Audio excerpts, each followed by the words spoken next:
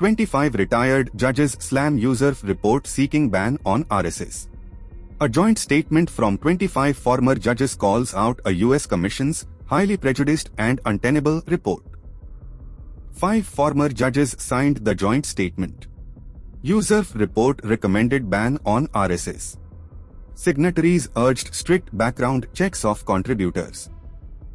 The recommendation to freeze assets displays intellectual bankruptcy and deranged conclusions. A joint statement from 25 former judges, including retired Supreme Court judges Justice Adarsh Kumar Goyal and Justice Hemant Gupta, has slammed a recent report by the United States Commission on International Religious Freedom, USERF, that recommended a ban on the Rashtriya Swayamsevak Sangh, RSS. The statement termed the report highly motivated and displayed intellectual bankruptcy and deranged conclusions. The signatories urged the US government to carry out a strict background check of all contributors to the report, alleging vested interests aimed at vitiating goodwill with the people of Bharat.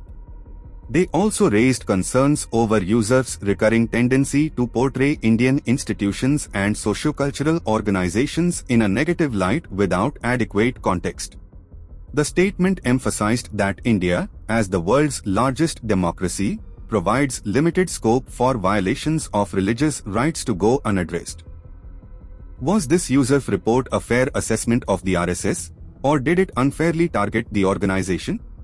Tell us in the comments yes or no. Here's what this means for you. If you're an Indian citizen targeted by a foreign organization's report, know your right to seek clarification from the US government and demand a strict background check of the report's contributors. Save this video for future reference. Follow Legal Output on Instagram and Legal Output Official on YouTube for daily legal updates.